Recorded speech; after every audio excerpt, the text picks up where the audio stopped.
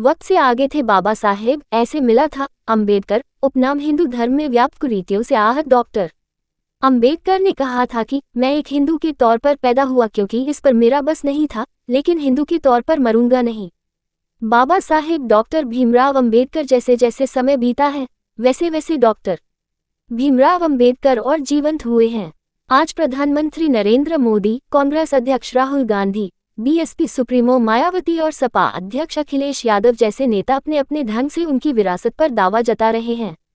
चुनाव हो या फिर आंदोलन, डॉक्टर अंबेडकर चर्चा में बने ही रहते हैं। आखिर क्यों 20वीं सदी के महान चिंतकों में से एक डॉक्टर अंबेडकर 21वीं सदी में इतने प्रभावी बने हुए हैं? इस सवाल का जवाब आज उनके 127वें जन्मदिन के मौके पर जानने की कोशिश करते हैं। भारत रत्न डॉक्टर बाबा साहेब भीमराव अंबेडकर का जन्म दिवस आज पूरे देश में मनाया जा रहा है। जगह जगह पर उनके त्याग, समर्पण और उपलब्धियों को झांकियों के जरिए दिखाया जा रहा है। युगों युगों में एक मसीहा पैदा होता है जिनके विचारों का देश समाज पर गहरा असर पड़ता है।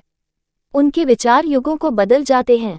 ऐसे ही युग प्रवर्तक विचार डॉक्टर अंबेडकर ने दिए हैं। उन्होंने अर्थनीतियों से लेकर सामाजिक नीतियों तक, वेलफेयर स्टेट, दलित, किसान, मजदूर और महिला अधिकार जैसे मुद्दों पर गहन विचार दिए हैं।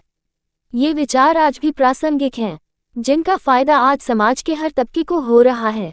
14 अप्रैल 1891 को डॉक्टर अंबेडकर मध्य प्रदेश के महू में एक महार परिवार में पैदा हुए। उनके पिता रामजी मालोजी सकपाल ब्रिटिश आर्मी में सूबेदार जबकि मां भीमाबाई गृहिणी थीं। वह अपने 14 भाई बहन में सबसे छोटे थे। उनका परिवार मराठी भाषी था और मूल रूप से वो महाराष्ट्र के रत्नागिरी जिले के अंबावाड़ी के थे। पिता रामजी ने अंबेडकर की पढ़ाई पर शुरू से ही ध्यान दिया। डॉक्टर अंबेडकर ने 1907 में बम्बई के गवर्नमेंट हाई स्कूल से मैट्रिक परीक्षा पास की। ऐसा करने वाले वो हिंदुस्तान के पहले महार थे। इससे अचंभित होकर उनके गुरु ने बालक सकपाल से कहा, आज तुमने पूरे अंबावाड़ी गांव का पूरा नाम रोशन किया है, तो तुम आज से आंबेवाड़ी कर कहलाओगे। और यही उनका सरनेम सकपाल से बदलकर अंबेडकर हो गया।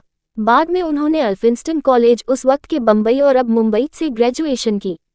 हायर एजुकेशन के लिए डॉक्टर अंबेडकर बड़ौदा के शासक सयाजीराव गायकवाड़ से मिली स्कॉलरशिप की मदद से अमेरिका गए। 1917 में कोलंबिया यूनिवर्सिटी से डी की। इसी साल उन्होंने लंदन स्कूल ऑफ इकोनॉमिक्स में एडमिशन लिया। स्कॉलरशिप बंद होने से उन्हें पढ़ाई बीच में ही छोड़नी पड़ी, लेकिन 1920-1923 के बीच अंबेडकर फिर लंदन गए। लंदन स्कूल ऑफ इकोनॉमिक्स से अपनी अधूरी पढ़ाई पूरी की। इसके लिए उन्हें डीएससी की डिग्री उपाधि मिली। विदेश में पढ़ाई के दौरान अंबेडकर ने the evolution of finance, Indian rupee, national development of India, a historical and analytical और problem of rupees and currency in India जैसी महत्वपूर्ण थ्योरियां लिखी।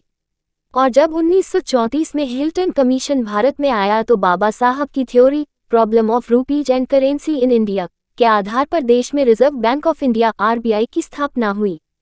इसके अलावा देश को वित्त आयोग, स्वतंत्र चुनाव आयोग, दामोदर घाटी परियोजना, एम्प्लॉयमेंट एक्सचेंज और पानी बिजली की ग्रिड स्थापना भी अंबेडकर ही देन है। तत्कालीन परिदृश्य में दलितों के साथ हो रहे सामाजिक भेदभाव से डॉक्टर अंबेडकर आहत थे। वह समाज में व्यक्तिगत स्वतंत्रता, समानता और भ्रातृत्व देखने चाहते थे। अंबेडकर जानते थे कि वो जिस समाज के लिए संघर्ष कर रहे हैं वो आर्थिक, शैक्षणिक और राजनीतिक हर तरह से कमजोर है। इसलिए उन्होंने दलित उत्थान के लिए चौतरफा लड़ाई लड़ी। उन्होंने दलितों में शिक्षा, संस्कृति के प्रसार, उनके सामाजिक आर्थिक राजनीति विकास के लिए 1924 में बहिष्कृत हितकारिणी सभा गठित की। साथ ही 1927 में मुंबई में अंबेडकर ने महार मार्च निकाला और पब्लिक वाटर सोर्सेस पर सबके अधिकार होने की वकालत की। शोषित वर्ग के हक के लिए 1929 में डॉक्टर अंबेडकर ने साइमन कमीशन का समर्थन करने से भी नहीं पीछे हटे। 1930 में उन्होंने दलितों के मंदिर में प्रवेश को नासिक में आंदोलन किया। यह आंदोलन सामाजिक न्याय और मानवाधिकारों को लेकर उनके संघर्ष की दिशा में ये मील का पत्थर साबित हुआ। अंबेडकर ने तीनों गोलमेज सम्मेलनों में हिस्सा लिया और यहाँ शोषित वर्ग के कल्याण की जोरदार से मांग उठाई। राउंड टेबल कॉन्फ्रेंस में डॉक्टर अंबेडकर और महात्मा गांधी दरअसल डॉक्टर अंबेडकर शोषित वर्ग के सामाजिक उत्थान के साथ साथ देश के शासन तंत्र में भी उनकी भूमिका हो ये चाहते थे। इसलिए डॉक्टर अंबेडकर ने ब्रिटिश प्रधानमंत्री रामसे मैकडॉनल्ड को संबोधित करते हुए कहा कि ब्रिटिश पार्लियामेंट और प्रवक्ताओं ने हमेशा ये कहा है कि वे दलित वर्गों के ट्रस्टी हैं। मुझे विश्वास है कि यह बात सभ्य लोगों की वैसी झूठी बात नहीं है जो आपसी संबंधों को मधुर बनाने के लिए कही जाती है। मेरी राय में किसी भी सरकार का ये निश्चय कर्तव्य होगा कि जो धरोहर उसके पास है उसे वह गंवा न दे।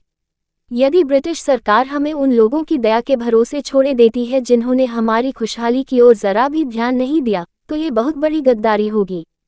हमारी तबाही और बर्बादी की बुनियाद पर ही ये लोग धनीमानी और बड़े बने हैं। 12 दिसंबर 1932 में अंबेडकर और बापू के बीच पूना पैक्ट हुआ। दरअसल अंबेडकर ने दलितों के लिए अलग निर्वाचक मंडलों की मांग की थी। ब्रिटिश पीएम ने उनकी इस मांग को स्वीकार भी कर लिया था, लेकिन महात्मा गांधी ने डॉक्टर अंबेडकर के सेपरेट इलेक्टोरल प्रस्ताव के विरोध में थे और वो आमरण अनशन पर बैठ गए। अंततः में डॉक्टर अंबेडकर ने गांधी जी की बात मानी और पूना पैक्ट पर दस्तखत हुए। इस पैक्ट से चुनाव क्षेत्रों के साथ सरकारी नौकरियों और विधानमंडलों में दलितों के लिए आरक्षण की बात मान ली गई, लेकिन पृथक निर्वाचक मंडलों की बात खारिज कर दी गई। डॉक्टर अंबेडकर ने अछूत कौन और कैसे, कांग्रेस और गांधी ने अछूतों के लिए क्या किया, किताब में उन्होंने दलितों के प्रति कांग्रेस और गांधी के दोहरे रवैये को व्यक्त किया है। तो वहीं हु आर शूद्राज बुक में उन्होंने दलितों को शूद्रों से अलग बताया है। दलितों के पृथक निर्वाचन अधिकार पर गांधी के आगे समर्पण करने को वह भले ही मजबूर हुए हों, लेकिन एनिहिलेशन ऑफ कास्ट में उनके निशाने पर गांधी ही थे। मंदिरों में दलितों के प्रवेश और सार्वजनिक कुओं तक उनकी पहुंच के लिए ही नहीं, महिलाओं और मजदूरों के समान हित के लिए भी अंबेडकर को खड़े होते ही देखा गया। अंबेडकर ने कहा था कि मैं नहीं जानता कि इस दुनिया का क्या होगा जब बेटियों का जन्म ही नहीं होगा। महिला श्रमिकों को वेतन समेत छुट्टियों का प्रावधान, समान काम के लिए पुरुषों के समान वेतन, उनकी शिक्षा, अनचाहे गर्भ से मुक्ति, महिलाओं का अपना अधिकार, महिला का देह पर और कोख पर अपना अधिकार हो, इन क्रांतिकारी अधिकारों की पैरवी अंबेडकर ने की। संविधान के मुख्य वास्तुकार के रूप में अंबेडकर के योगदान को भुलाया नहीं जा सकता है।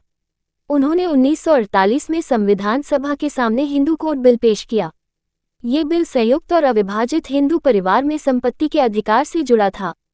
इसके अलावा इसमें स्त्रियों को अपनी मर्जी से विवाह और तलाक होने पर पति से अलग रहने पर गुजारा भत्ता, गोद लेने, खासकर बच्ची को भी गोद लिए जाने और बच्चों के संरक्षण का भी अधिकार भी दिया। लेकिन कट्टर हिंदुओं और कांग्रेस के अंदर उठे विरोध के चलते ये बिल पास न हो सका। इससे नाराज अंबेडकर ने 1951 में कानून मंत्री के पद से इस्तीफा दे दिया। हालांकि बाद में ये बिल टुकड़ों में बांटकर पास किया गया। हिंदू धर्म में व्याप्त कुरीतियों से आहत डॉक्टर अंबेडकर ने कहा था कि मैं एक हिंदू के तौर पर पैदा हुआ क्योंकि इस पर मेरा बस नहीं था, लेकिन हिंदू के तौर पर मरूंगा नहीं। इसलिए 14 अक्टूबर 1956 को डॉक्टर अंबेडकर ने नागपुर की दीक्षा भूमि में अपने 10 लाख अनुयायियों के साथ बौद्ध धर्म की दीक्षा ली। इसी साल डॉक्टर अंबेडकर ने बुद्धांधिज धम्म लिखी। जीवन के आखिरी समय भी अंबेडकर समाज के हित की दिशा में काम करते रहे। उनकी आखिरी पुस्तक बुद्धा और कार्ल मार्क्स थी। इस किताब को उन्होंने अपनी मृत्यु के 4 दिन पहले ही पूरा किया। 6 दिसंबर 1956 को बाबा साहेब पंचतत्व में विलीन हो गए। आज भारत डॉक्टर अंबेडकर के योगदान का कृतधन है। उनके कार्यों के लिए 1990 में उन्हें देश के सर्वोच्च सम्मान भारत रत्न से सम्मानित किया गया। यहाँ मुहैया सूचना सिर्फ मान्यताओं और जानकारियों पर आधारित है। यहाँ ये बताना जरूरी है कि यह मेरा वीडियो किसी भी तरह की मान्यता, जानकारी की पुष्टि नहीं करता है। किसी भी जानकारी या मान्यता को अमल में लाने से पहले संबंधित विशेषज्ञ से सलाह लें। धन्यवाद।